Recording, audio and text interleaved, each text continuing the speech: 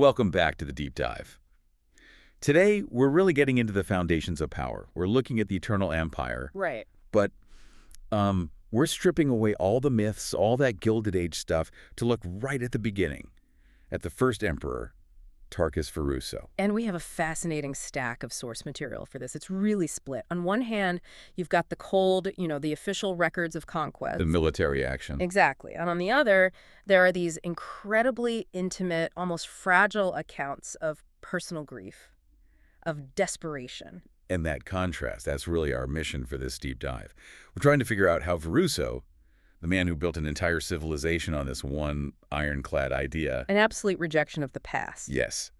How was he at the same time hiding this catastrophic forbidden lie? Yeah. Right at the heart of everything he was building. And that tension, it's not just a footnote in the history, is it? It's the very cornerstone of the empire. It's all defined by this one contradiction. His public, absolute conviction to banish dark magic, to banish history, versus his private, overwhelming love that just came up. It forced him to break every single rule he ever made. So to understand the empire, you have to get that hypocrisy. You really do. Okay, so let's start at the beginning, the origin story. Because our sources make it really clear this wasn't some calculated land grab. Not at all. It was a mass migration born of desperation. Veruso is leading this huge tribal force, something like 80,000 people down from the mountain. 80,000 men, women, and children. Exactly. These weren't just warriors. They were families, refugees, and they were fleeing something awful. And they're crossing what the texts call the deadly doomlands. So it's war of attrition before they even see an enemy. Right. And the sources, they really hammer this home. The human cost, hunger was the main enemy, not another army. Their numbers just plummeted. And with that, of course, comes discord. Naturally. The tribes start to fray. I mean, Veruso's charisma is holding it all together, but you can't feed a starving army with speeches. Which brings us to one of the most unsettling details in the accounts. It's from this informal document. It's only known as the Distant Mud Pit Memory. Yeah, this one is. It's rough. The account is just chillingly short. It just reads, "In the dead of night, a woman goes missing, and our hunger is abated." And that's it. That's the entire entry. Wow. And you don't need any more, really. The context, the sheer desperation. It tells a story of survival horror. They finally get to Azalaval. They're alive, but they're carrying this sin of cannibalism in their bellies. That's the unseen baggage they're bringing into their new world. It is. Most of the later sources, they treat it as a factual, literal thing. It's not a metaphor. It just reinforces how close to total extinction they were. It makes their later rejection of the past even more fierce, I suppose. It has to. Because they'd done unforgivable things to survive that past. So this all sets the stage for that huge, dramatic moment of founding. Veruso gets to the ruins of Azalaval, and he plants his banner directly into the grave of the old queen at Ciri. A huge statement. The ultimate statement of dominance. And the oath he delivers is it's monumental. He says, "The Vol close their eyes to flesh and stone, to blood and bronze. We are not Vol, we are as Mary, for now and forever. Our eyes are open." Eyes open. It's more than a motto, it's an ideological war cry. It's a total rejection. We will face reality, we will banish superstition, we will move forward. But the first thing they do is build their new capital, Sarn, literally upon the bones of Azalaval. Isn't that just repeating the same cycle, just with a different name? That is the critical paradox right from the start. It wasn't a metaphor, it was physical. They were literally consuming the past, burying it under their new city. So the foundation required destruction. Exactly. It establishes this pattern. The Asmeri will consume and replace everything that came before them. And that eyes-open policy becomes the fuel for all their early expansion. Veruso forms the first legions. Right. And their job isn't so much fighting other tribes as it is clearing out the leftovers from the Vol collapse. The sources call them mindless constructs and fierce abominations. A physical cleansing.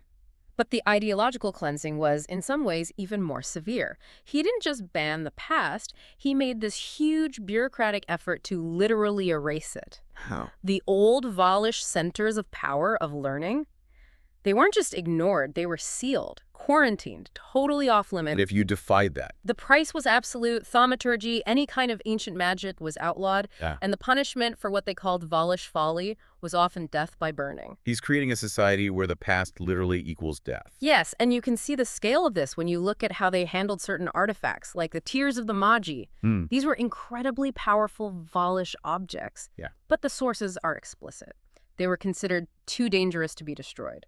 Too dangerous to destroy. What does that even mean? If you can't destroy something, it's not just an object anymore. Exactly. It speaks to this terrifying residual power the Vol left behind. The Asmari couldn't neutralize it. So Veruso's solution was just denial. He gathered them up, took them all the way north to Highgate, and buried them deep inside sealed mountain caverns. It's fear masquerading as principle. You're not defeating the darkness, you're just walling it off and hoping it stays put. That's precisely the assessment from the historian Trinian. He called it a primitive reaction born of primitive times. So the whole empire begins with this moral certainty that's really built on trauma and fear. Absolutely. Okay, so Veruso builds himself up as this untouchable symbol of his own law.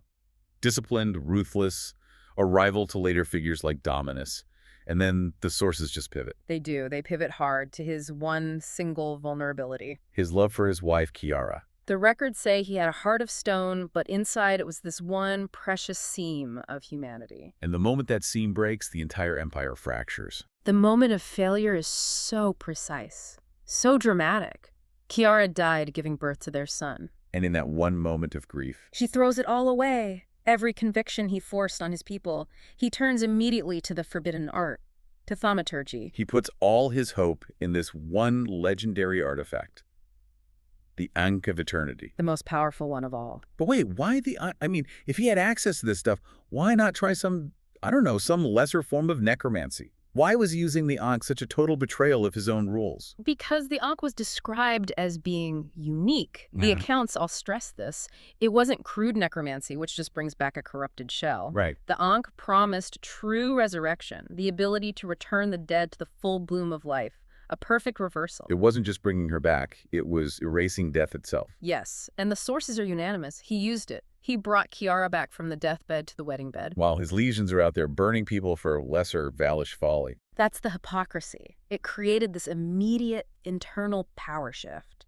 He used the ultimate piece of forbidden Valish power for himself. So early on, historians theorized he locks the Ankh away because of shame. Right.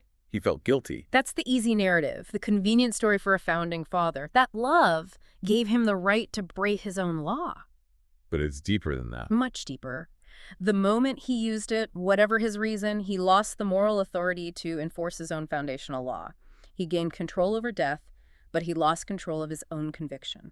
A fatal fault line, right at the center of his government. Yes. And this is where the story shifts again from just, simple hypocrisy to something genuinely terrifying. Because later accounts suggest it wasn't shame. No. He hid the Ankh out of absolute paralyzing fear. Okay, so what does that mean? It means that everything he let people believe, the whole myth about Chiara's perfect return, the full bloom of life, Yeah. they were all lies to cover the truth of what Chiara had really become. Oh, wow. The Ankh worked. But the price, the consequence of that resurrection, it must have been horrific. So the emperor, whose entire principle was eyes open, facing reality. Was forced to close his eyes to the reality of his own wife. He replaced the truth with a political lie to protect the facade of his power. And the consequences of that are still there. We know the Ankh is now sealed in a shrine in the Quay, and it's waiting for some Asmarian ritual to activate it again. So the core principle of the empire was compromised from the very beginning. The despot's grand ideal just shattered by desperate personal love. And it left behind the secret horror that undermined everything. It's an incredible look at the clash between political systems and just raw human need.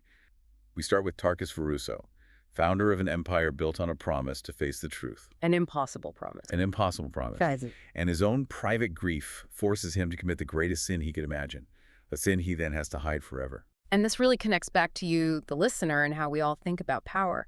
I mean, when a leader demands absolute purity, a total rejection of the past, what does it mean when that leader is the very first one to fail his own test? Right. The sources show us that these great moments in history, the creation of entire empires, they're not always driven by ambition alone. Sometimes it's just a powerful, desperate, and maybe even selfish human love. Which brings us to our final thought for you to think about.